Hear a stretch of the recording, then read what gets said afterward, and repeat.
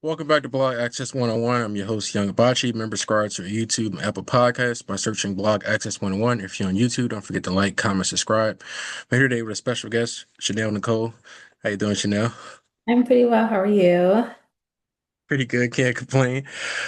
We'll jump right into it. Just give everyone an introduction of yourself and then what you do.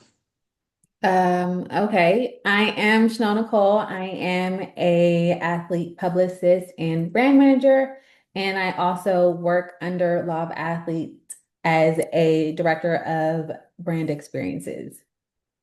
So basically, I help athletes, brands, and organizations build their voice, grow their presence, and create impact through strategic marketing, PR, partnerships. So anywhere from full campaigns to managing social media, securing partnerships, I make sure they don't just show up, they stand out. Oh, that's right. And especially with this new era of NIL, which is obviously, a big commodity now. So now it's even more important for these athletes, one, to be able to learn how to brand themselves as well as you do now with media training, which we'll later talk about as well. How has your journey from all these internships to leadership roles prepared you for your current position as director of brand experience for Law of Athlete?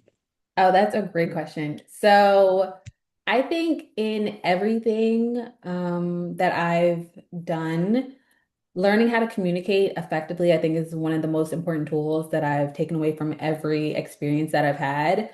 Whether it comes to just introducing yourself or talking business or just casual, conversations and what that looks like. I think just communicating to a point where you're getting your point across and how you can help people throughout the entire experiences that I've had, whether that's the NBC on her turf or when I was working for the Naval Academy with ESPN Plus, like just having those relationships and building, some type of rapport with people, even if it's the janitor, I think matters. Because you never know who you might need or what this person could do. Um, Exactly. But yeah, communication is key, and I say in any field, particularly business, because you can't communicate effectively, you're not gonna make a lot of money, and Exactly. also you're not get too far. But it's definitely a critical skill to have communication. I feel like I always tell my students, in any field, you need that. But great points. So you build skills in brand management, social media, video production, and PR. Mhm. Which skill most has been most crucial for your career thus far? I would probably say PR because it's dealing with relationship building and having a sense of community. I'm really big on having my clients do things for people rather than just receiving. I feel like my purpose in life is to serve. So also being a part of someone else's life to make an impact, I think pushes the envelope a bit. I know a lot of people are like, oh, what can I get out of this? What can I get out of this? And it's just like, sometimes you're not on the receiving end of that, and that's okay too. I tell people all the time, sometimes when you just starting off or, athlete just like, working their way up the ranks, Mhm. sometimes you got to take the free labor just to Yeah. build that rapport and relationships. So, you can have build those connections. And then later on, once evolve, that's when you start profitizing off of it. Exactly. Um, but yeah, a lot of people don't want to be patient. They just want to go right from first floor to the penthouse. And that's not Yeah. really how life works for And real. then try to figure out like what's happening, like how did I get here? Or why doesn't anybody support me? It's like because you weren't real, you weren't authentic about your process and what you're going through. Yeah, and I feel like it's like really, especially when you're younger, you may be helping some of these bigger corporations as well, or as you let's say somebody wants to get into PR, Mhm. just instead of trying to find a job that's going to pay you all that money. And I get it in this economy, you definitely need it. So I don't want to just get misconstrued or somebody take this out of context. But a lot of people are like, especially younger students, they don't want to do these internships. They're like, oh, well, I'm not getting paid, and it's Yeah. like, no, that's how you build one your resume, your CV. Mhm. And then also that's how you build relationships to say, okay, this person did this, put a whole lot of effort and it wasn't even getting paid. I can only imagine what they'll do if they were getting paid If or you're they were getting trying to paid, find a position yeah. for you. Because they see you already got the work ethic and you got the skills. So, but yeah, I wish more people and more athletes would understand that. Sometimes you gotta, take the jobs that might not pay anything or a small fee and just, build those relationships so to Exactly. move up. Because in the long term, it's going to happen for you and it's going to be bigger than what you expected anyway. So just getting upfront, it's like, oh, it might sound nice, but then longevity, it's not there. Yeah, then also, and they see like, okay, this person takes the time, whether it maybe be a community event or something with an athlete going to a small event and not getting paid for just to show up. And Mhm. that, that builds that rapport and then also that brand awareness and recognition, like, oh, okay, then if people want to start knowing more about this athlete, they're like, oh, this athlete took the time out of their schedule to come see us or come to Exactly. an event or whatever. So yeah, that builds eventually more eyes on you brings money. So, but hopefully people start looking at it that way more than just Yes, dollar yes. signs. Yeah, but so yeah, so we talked about NIL a little bit, but sports media is evolving quickly with NIL, social media platforms, and digital innovations. Where do you see the biggest opportunities for athletes and brands in the next 5 years? When it comes to collaborating, I think storytelling's huge. I think back then, they did it so well because there wasn't a lot of media out there. Because there's so much media now, it's like, oh, okay, anybody can post anything and it'll blow up or go viral. But the brands that take advantage of telling an athlete's story, I think thrive more, and the longevity of like the reach is there.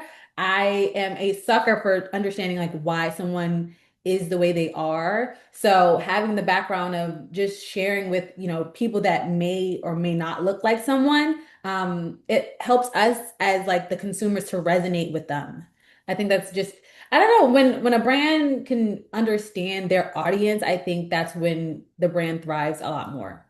Yeah, because a lot of times these brands try to push up what they think is going to be what people are like instead of actually figuring out whether to be like focus groups or surveys to figure out what Yes.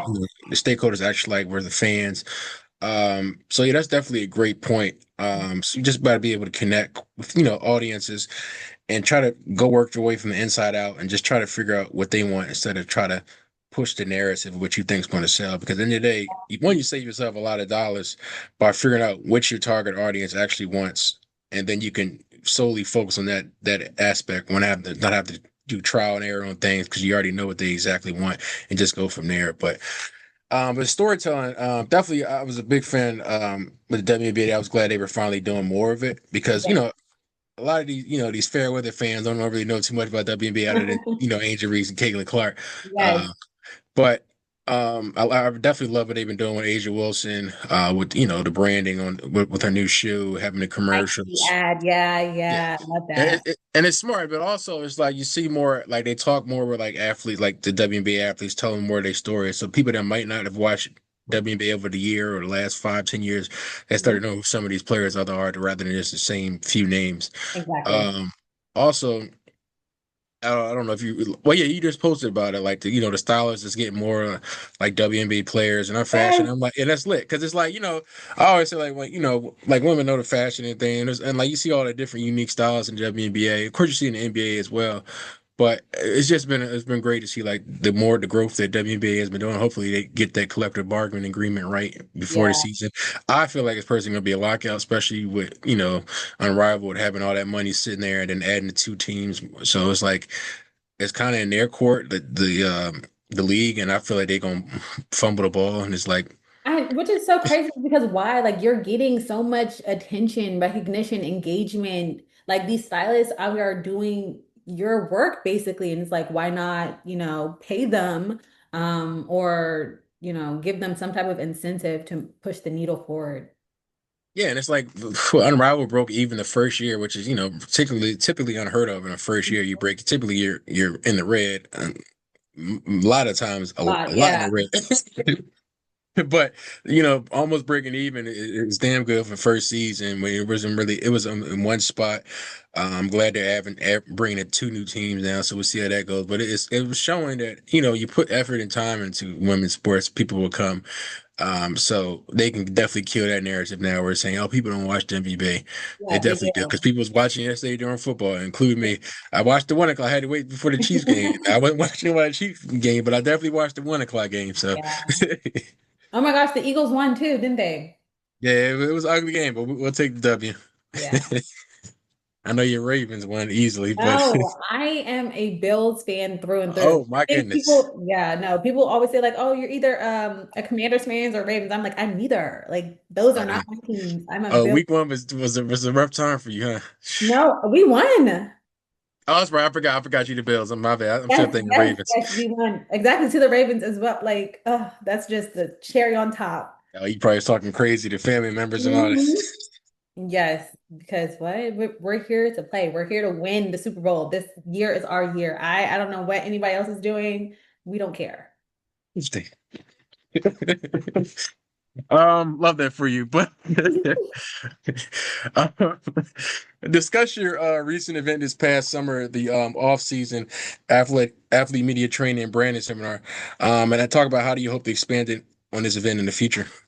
Um, Off season is a athlete development media training course program for athletes that want to better themselves on the branding and media training perspective. So when it comes to on camera presence or when it comes to speaking at interviews, podcasts, or just putting yourself out there via social media, that's what we created. And there were different workshops and rooms where it came to having a sports psychologist come in and talk about like just owning who you are and like the mental battles that we face. They talked about that. We had a financial literacy, a literist come and, speak to our athletes about money management and what's that like. We had different mocks and role plays when it comes to conferences and post game pregame, like those talks and conversations and what you should or shouldn't say, or your do's and don'ts and your body language and what that looks like.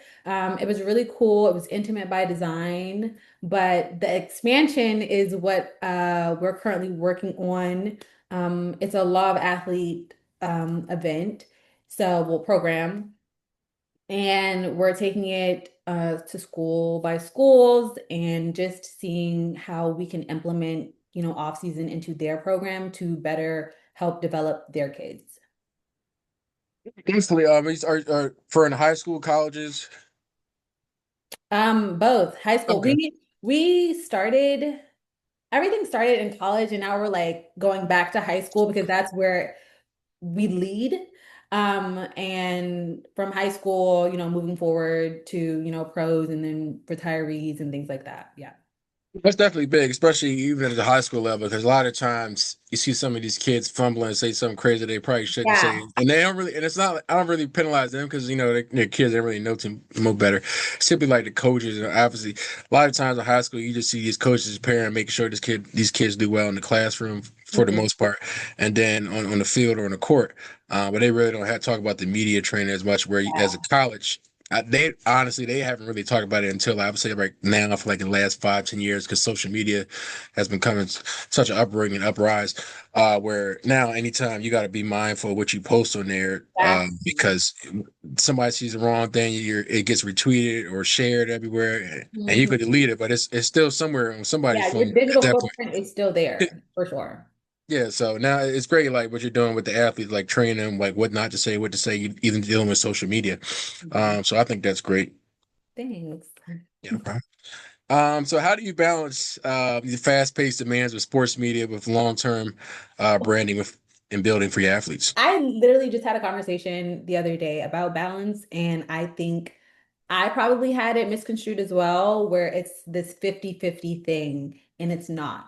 It's just how much you pour into whatever you're doing that day, and then the next time you pour into something else, to find like a cohesive time. So let's say Mondays and Tuesdays are my days where I go full throttle for, the agency. And then Wednesday, Thursday, I go full throttle for my clients. And that those 2 days are just packed full of my clients and full of, and then Friday is like a rest day for me to just like regroup and come down to earth because it is a lot of information. It's a lot of talking to people. There is a robust amount of time that I'm spending on certain things. So I definitely don't want to burn out, but just having the sense of knowing how much I can take on for a day or a couple of days and then giving myself some grace where it's like, okay, I need a break.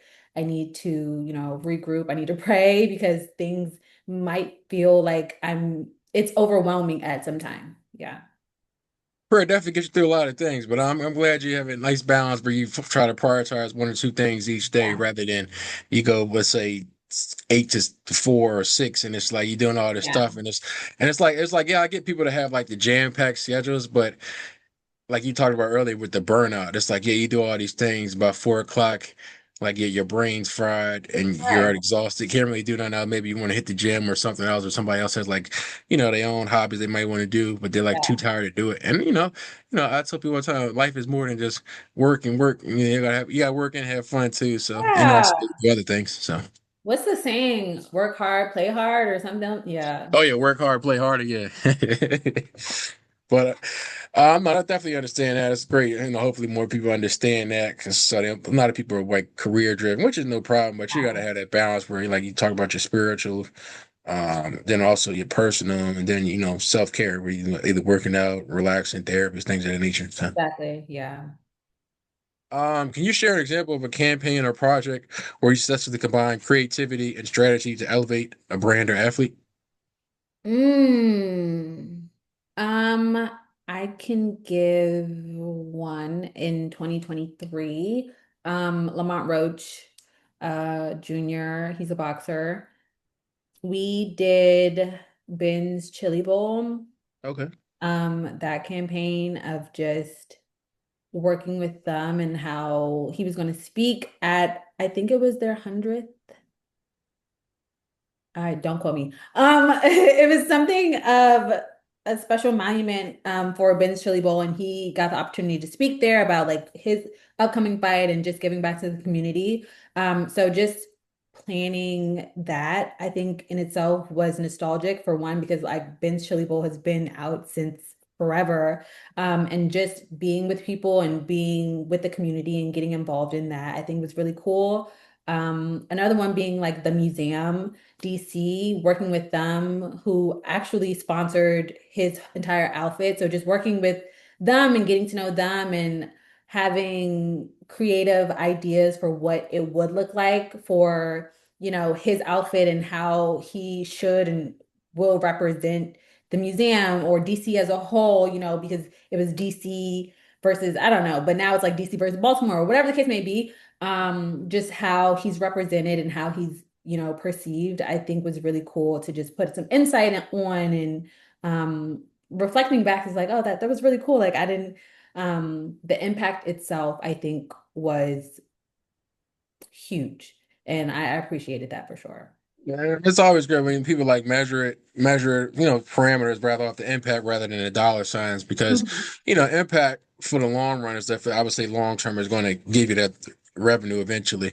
Once they say you can bring in people, your story, people connect with the story or their event. Exactly. Then they say, okay, this person is an asset. We need to have this person around. And then they try to figure out, and that's when the negotiation come in. You get the price that you want. But again, like I piggyback what I said earlier, just like some people just gotta be patient. Yeah. Now, don't be sitting there doing stuff that ain't gonna help you with your career. But like, sometimes you gotta start off in those small positions that you might think is small, but eventually they have you pivot to the career or the lifestyle and your field that you want to be at. So yeah. Yeah. Also, it's a good thing to know when to leave too. Like I think some people just stay because it's comfortable or stay Mhm. because, oh, I don't know what's next, and that's okay as well. So if it's not benefiting your purpose, I don't think there's a reason for you to stay. Like it's okay to start over. A lot of people, well, our generation, we're not afraid to pivot. If you ask the older Yeah. generation, they say, y'all just be ready to leave, quit, and go somewhere else so Exactly. fast. Yeah, yeah, yeah. I'm like, well, I'm sorry, I don't want to stay in a job for 40 years and I'm miserable at. Like, that's crazy. Exactly. Yeah. But, um, but yeah, I definitely feel like even some people in our generation are still a little bit of fear, especially one with this economic climate right now. They're like, Yeah. oh, I'm at this job where let's say they might be, with a 6-figure job or, Yeah. great benefits. And they're like, oh, I want to give this up and start with my dream. And it's like, I get it. But, I live my motto on it's like, when you get older, to that point when you get older and you go on your deathbed, you don't be like, oh, I should have did I this or I should should have have, tried that. yeah. Because that's the worst thing. Because it's like, it's no going back. Like now you still got a chance. Or I'll tell people all the time, don't don't quit the personal job that you have. Like you do your typical 9 to 5 or whatever to go hit the gym and then do like 3, 4 hours. when you have the energy to work on your business and then Mhm. keep growing. And once your business gets to the point where it's making the same as your job or more, Yeah, that's exactly. when you're like, all right, and you know, be like, all right, do I keep doing both or do I, I decide like, oh, I'm gonna take this full time. And I get it, the benefits, no benefits, or something like that is definitely scary because, you know, when you got that safety net and then somebody pull that, now you're like, oh, okay, if I fall, it ain't gonna Yeah. touch me. It's scary to really just bet on yourself. I Yeah. think no one really talks about that. They always tell you, like, hey, bet on yourself, go do you. And no one's really telling you the process of that and how scary it is to really put forth all of your efforts, invest in yourself and what that really looks like. Definitely. That's when I feel like definitely when the passion and discipline come in, it was like, yeah, I'm scared. You know, I say sometimes you gotta do something scared to still do it. Yeah. Because I feel as though it's like it's much more fruitful from like something that you started and bet on yourself and you got it rather than a job. Now you can pay a nice lot of money, but it's like, well, I knew this was gonna happen. I got this degree with blah blah blah. This field was gonna make this much money. But I feel like when you're working for yourself, you can set your own prices. You don't gotta worry about saying, well, oh well, we can only cap that this. Like, oh, Exactly. okay. Stay Mhm. blessed. Like, okay, don't worry about it. See you around. But I don't want to start rambling. But looking ahead, what's your ultimate career goal in sports media and athletic representation space? The ultimate goal. Hmm. I enjoy what I do. I love what I do now. So just perfecting where I'm at and building upon that and, reaching back and having people with me, I think is very important. But I'm in a space now where everything is new and I'm trying things for the first time. So just building on what I have and creating an impact. I think is extremely important to me and just, learning as I'm going and talking to people and asking for help. I think that's one of my biggest things. Like I don't know everything and sometimes I just don't know. So being open and being a sponge to advice and to knowledge, I'm just, just very active in the space of learning and growing right now. Yeah, and I always say like the smartest person in the room, not the person that knows everything, is the person that knows they don't know everything. And Yeah, it takes that like you talk about with the humility to ask for help. Because I feel like sometimes I would say that's one of our biggest knocks in our generation is yeah. like, oh, I'm not about to ask for help because then it's like, they might have somebody burn them or something happen. And then like Hmm. I'm gonna just get there on my own. And the term that makes me cringe the most, and people like, yeah, I'm self-made. It's like, nah, nobody's really No, like self-made. no, at all. Come It's like on. somebody had to help you at some juncture in your life. You might not remember it or accept it, but somebody helped you to get to where you're at. And Yeah. it's like nobody gets anywhere on their own. And people just be saying, I'm just like, it's that social media stuff, and then listening to Rick Ross and all It that. is. I'm like, where do people get this from? Like, yeah, I got it out the mud. And just like, wait a minute.